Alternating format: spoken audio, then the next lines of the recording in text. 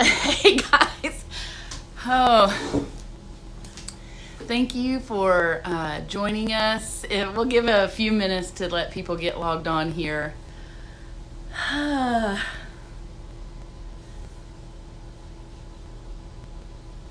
Hey Casey, I'm a tad bit late this morning. It's wild out there. Where are you from?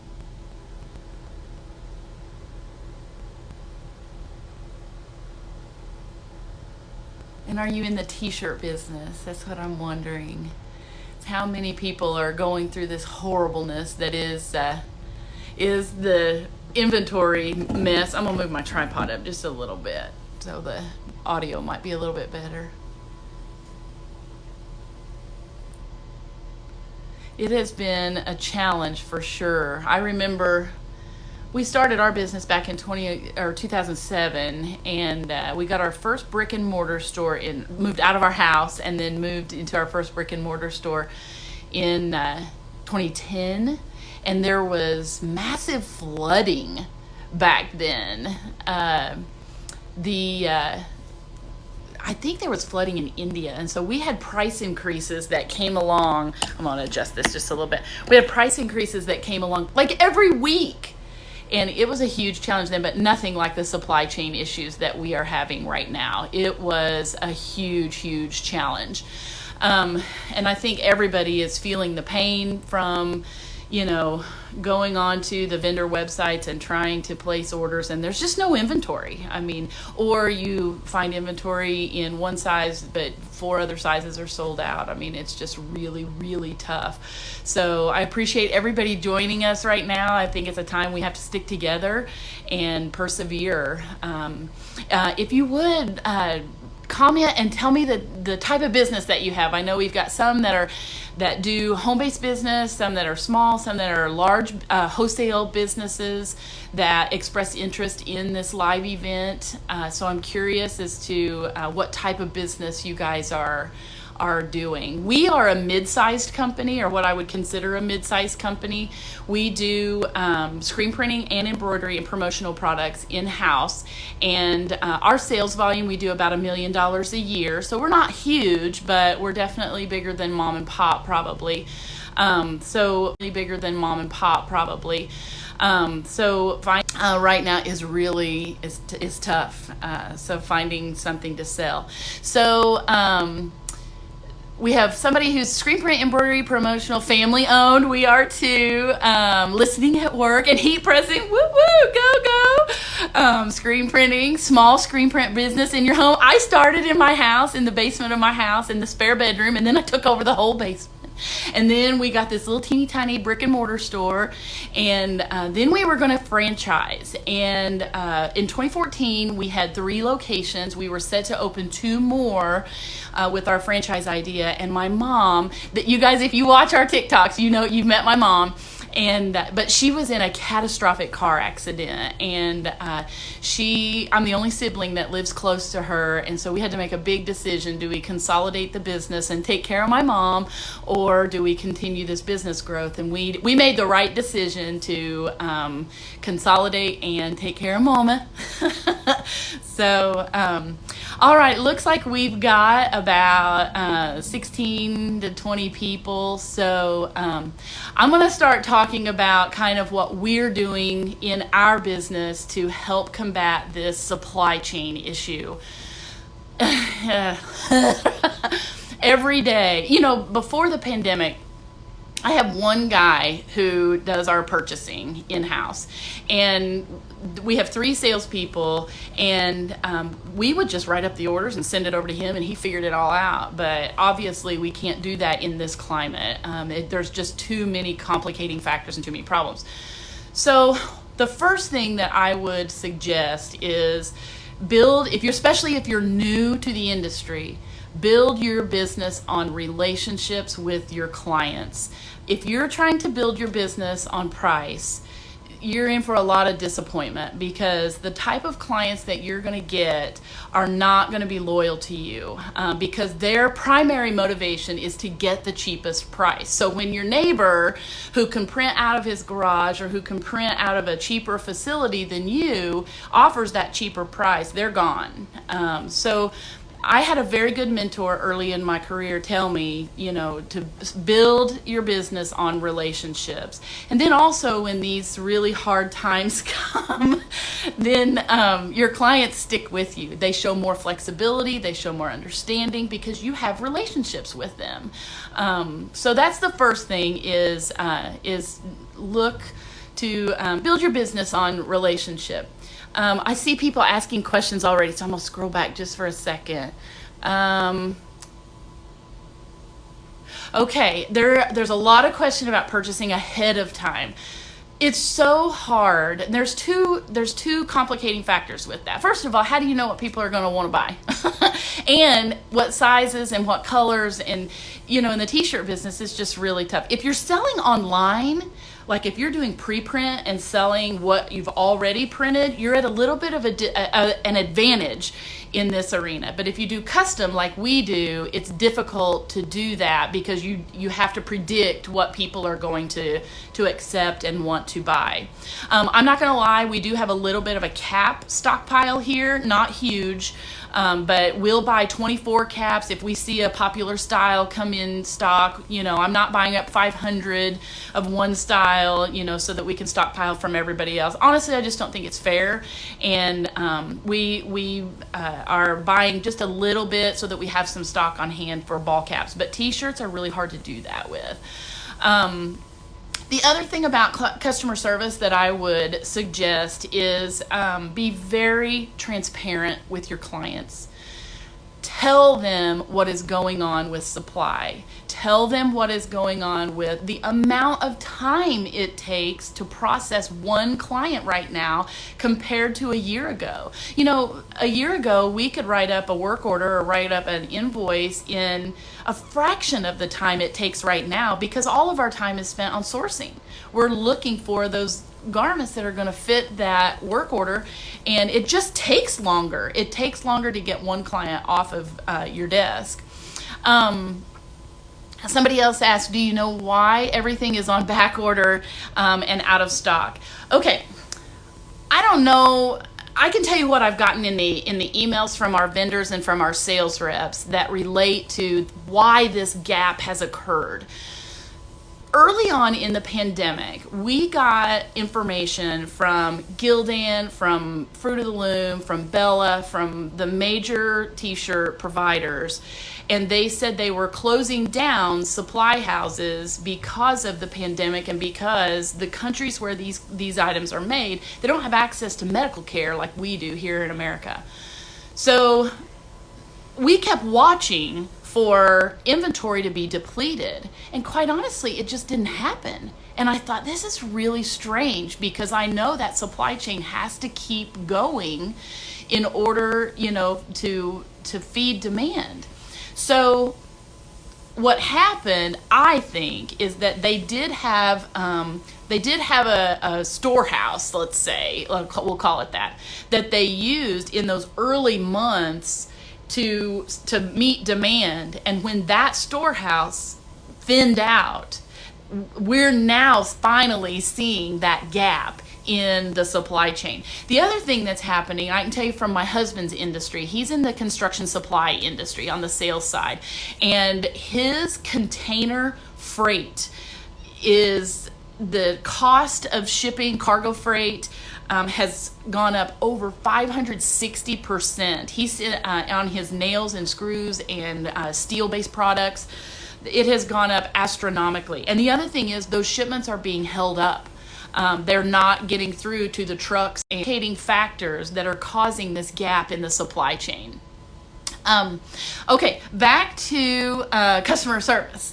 One other thing that I would really recommend is at the time of ordering, when your clients come in and place their order, that is the time to talk to them about how flexible they are with color, especially, and also with brand. So if you have a client who comes in and they order all black t-shirts, that's the time right then to ask them, hey, we're having this supply chain interruption. Would it be possible, and are you flexible with your design, where we could order part of the sizes in black and part of the sizes in like a dark heather or maybe a deep heather? What happens if you wait until the time of purchasing, you're going to have to contact that customer back and say, hey, we got to make this change. And then you wait for their reply, and then you know what happens. That inventory is gone. By the time that whole communication happens, the inventory situation has completely changed.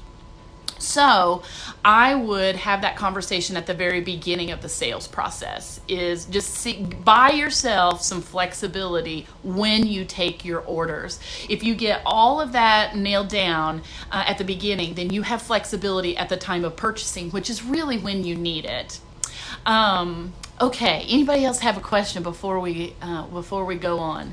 How many of you, I'm curious, how many of you are selling online? Like we do, a big chunk of our business is building these online stores for organizations so that they can fundraise. We build them for businesses so they can, help with their onboarding. So when they hire new employees, instead of stockpiling uniform apparel, they just give them a link to our store, and then their new hires, order everything from us. So is anybody else out there doing that? Okay, somebody else said they do online apparel sales. Do you do stores like what I just described, or do you do pre-print? So you create a design and then you sell that design online? Just out of curiosity. I'm gonna sneak a drink. Because honestly, pre-print right now, if you're really good at that, like streetwear brands and that kind of thing, you're at a little bit of an advantage because you can choose from what's available in the inventory. Okay, they order and then I print what's ordered. Okay, so you're in the same boat we are. So here's what we do. We are very generic in our descriptions online. So if we have a sale, like right now we have a big ballet organization that has an ongoing sale. I'll use them as an example. We have several different t-shirt styles, but if we're gonna offer a Bella 3001 CVC, for example, we're gonna list that item as a premium t-shirt. We're going to list Gildan, Fruit of the Loom, and the Jersey's 29MR. We're going to list those as a basic t-shirt. We try to stay in the main lanes when it comes to color too right now. We're trying not to veer off into, where we can only get that color from Bella or District or, wherever. So if you're using these generic labels, we do pre-sale. So we have a selling period and then we have a production period. Well, obviously inventory changes dramatically in that time frame. So if you use these generic labels, it's going to give you flexibility at the time of purchasing. We never advertise Bella or Next Level or, Bella Tri-Blend. I get on some of the online stores and I see that, and it boxes you in because then you have to provide that brand, that color, and that fabric. So if we can find a red Tri-Blend, for example, in the Next Level 6010 and the Bella 3413, and they're similar and we can fill those sizes, then it gives us that flexibility. We've never had a complaint, and usually they're going to different people in different places anyway. We've never had a complaint doing that, and it provides quite a bit of flexibility at the time of purchasing. So that's one thing, that I can share that we're doing on our end as far as our online stores. The other thing is to just have a conversation with the coordinator of the store and tell them, again, be very transparent and tell them that, nothing is guaranteed until the time of purchase. We can guarantee the level of quality, but we can't guarantee any brands because of this supply chain issue that we're having. So, thank you. Well, I'm going to tell you, we have a very collaborative group here, and whenever we are suffering, we just put our heads together and say, okay, how can we alleviate some suffering? I'll tell you something that happened last week that we didn't even know was being affected by this inventory issue. My Ronnie, you've probably seen him in some of the TikToks. Ronnie comes into me and he's like, this receiving is a mess. And what's happening is Colton in our purchasing department, he is making all these purchases, but he's having to order 2 from this warehouse and 3 from that vendor and 4 from that warehouse. And they're coming from all over the place. Well, on the receiving end, Ronnie is getting everything in these little individual bags. Like we had a store that ended, a week ago, had almost 400 pieces in it, and he's literally getting shirts in 4 pieces at a time, 3 pieces at a time, and it just drives him nuts. And so we put our heads together and we were like, how can we alleviate some pain in the receiving department that's being caused by this supply chain issue? So one other thing about selling online that you might want to look at is if you can get all of your garments from one vendor. So at least you're only dealing with that number of warehouses. So let's say you're going to Sanmar. They only have 6 or 7 warehouses, or get everything from SNS. So whatever you're offering in that store, get everything from the same vendor. So you're not mixing, for example, your district or your Port Authority items with your independent trading that you can only get from other places. So at least everything will be streamlined to the same vendor, and they'll come in to your receiving department a little more streamlined. So let me see if anybody else has. I haven't been paying attention to the questions. Okay, let's see. I had to switch out brands, but barely pulled it together to order what I need.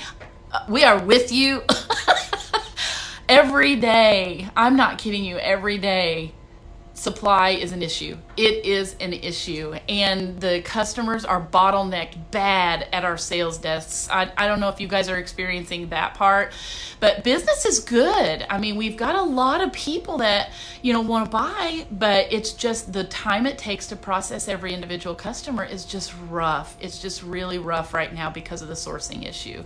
And it's just, I've been in this business 15 years, and if it's not this, it's something else. There's always something in business. So you kind of develop a thick skin, and this is going to pass, and you figure out a way through.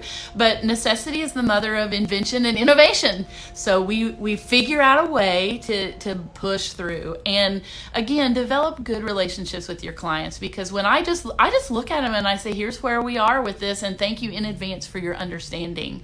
And most of our clients are like, man, we get it. I couldn't get the hinges for my garage door, and I can't get the lumber that I need. I mean, it's everywhere.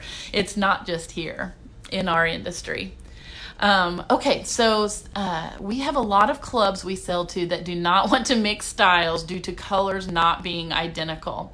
It's hard to relate to clients. It's not just there. Okay. We have this too, especially when you're dealing with school colors.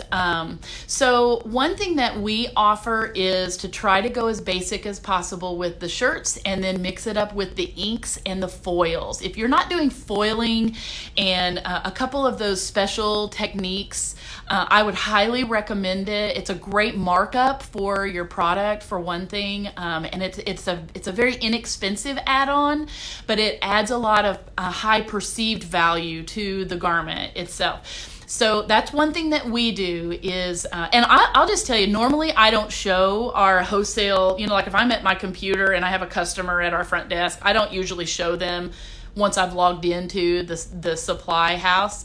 But I can show them the numbers that we're looking at right now. I mean, it is literally zeros across the board. I'll tell you something else too.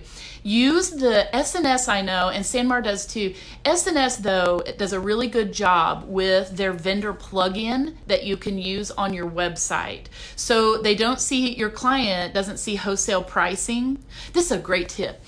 They don't see wholesale pricing, but they can see live inventory. And we have lots of our clients that we send that link to. So in other words, we've built, I don't know how to explain this to you without sending you to our website. So I'll give you the web address here in just a second. But we send our customers to our website first and basically have them look for inventory first before they tell us what they want. Because once you get your clients on board with helping you with this issue, it does save a ton of time, because then they're not choosing colors that they know are out of stock. that you're not going to be able to get. So on our website, if you want to take note of this, just to kind of see how it works, you can go to crackerjackshack.com.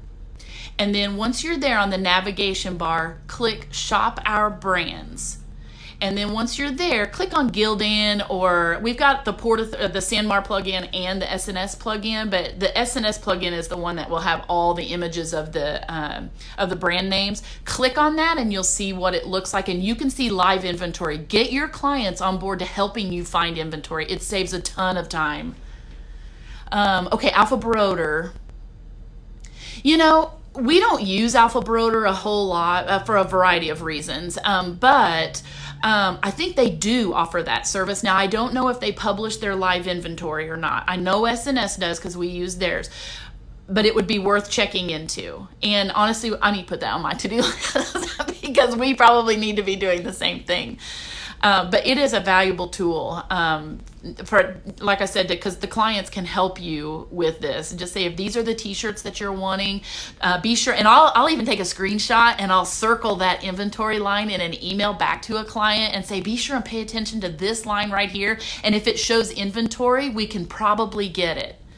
And then once they start looking at colors and they start seeing all the zeros, they realize what we're dealing with. You may be able to, on Alpha Broder, you may be able to look on their website under their marketing tools or their resources tab, I think is what it's called.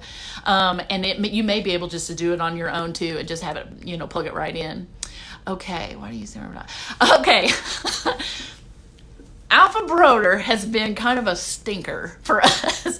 I used to have a really good relationship with a company called Virginia Tees, and also with Heritage. And those of you who've been in the business for a long, long time, you remember these companies. Well, Alpha Broder went on a buying spree, and they basically just bought out everybody. And they did it in such a way that was it just didn't sit well with me. It put a lot of people, it eliminated a lot of jobs. It was just, I'm a purist when it comes to business, and I had great relationships with my sales reps at those other companies, and it cost a lot of people their jobs. And Alpha Broder is definitely the big dog in the room. But a lot of their practices, we just don't align. So they are definitely a secondary vendor for us. We do use them, but they're not a primary vendor for us. The other thing is we haven't had great luck in getting a good sales rep with Alpha Broder. Our other sales reps were very tight. We've got great relationships with them. So, it's just kind of a personal preference probably with Alpha Broder and us. We did have a sales rep reach out to us recently, and he has been pretty good. So our relationship may improve. Who knows? Okay. I'm going to tell you something else about Sanmar too. Sanmar is not 100% accurate, but it's good. Okay. All right. Yeah, true. And Sanmar will also have a blanket response regarding inventory. So like if you on their plugin, if you click on a style number and a color, it'll say in stock, but it doesn't tell you. It might have 4 pieces in stock, where SNS gives you those numbers.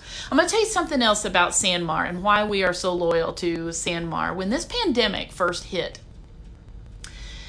business was scary. It was really, really scary. And like I said, those of you who run businesses with employees and, where you feel a great responsibility to keep the thing running, and it's not just a home-based business like I used to be, where, it only affected me.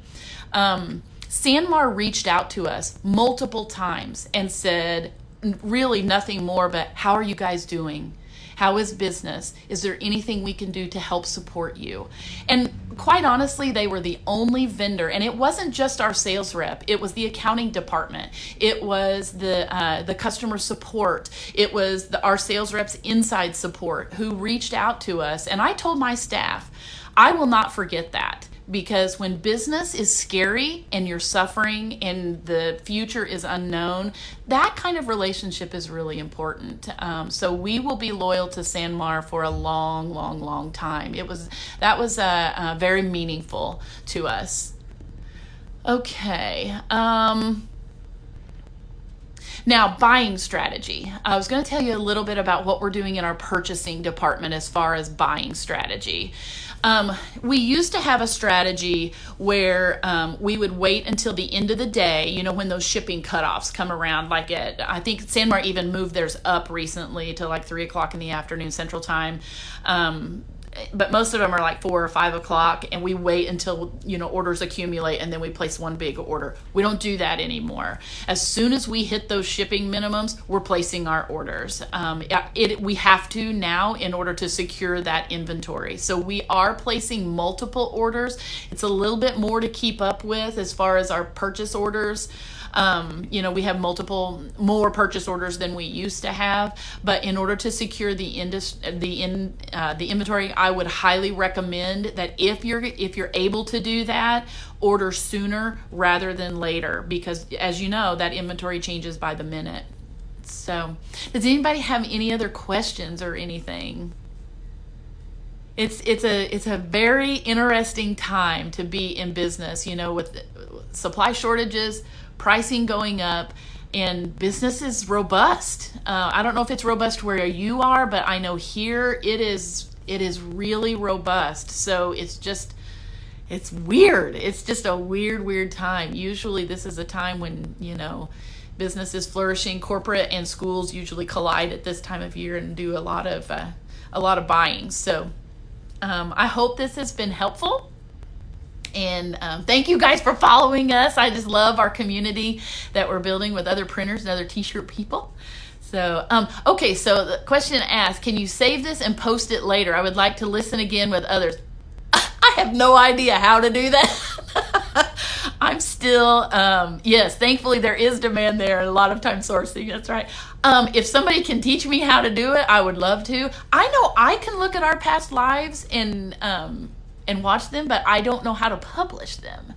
So, oh, thank you so much. I'll tell you what, life is rough and there's no point in being negative at work.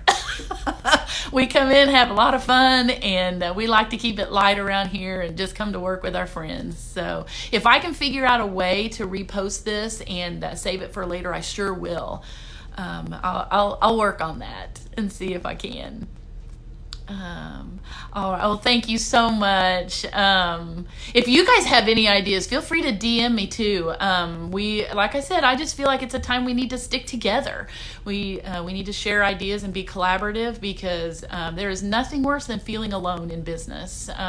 And you know, when you go to your family, I'll say this before I sign off. When you go to your family, they don't understand what we do. They think they do, but they don't. And so if they're not a business person and they're not in the thick of it with you, you really need people like us. We need a community to stick together, because we really understand each other and what we're all going through. So, okay, I'm going to sign off and get back to work.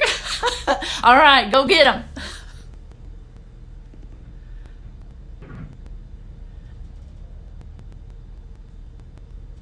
I said I was going to sign off. I don't even know how. I did this last time too. I don't have any idea.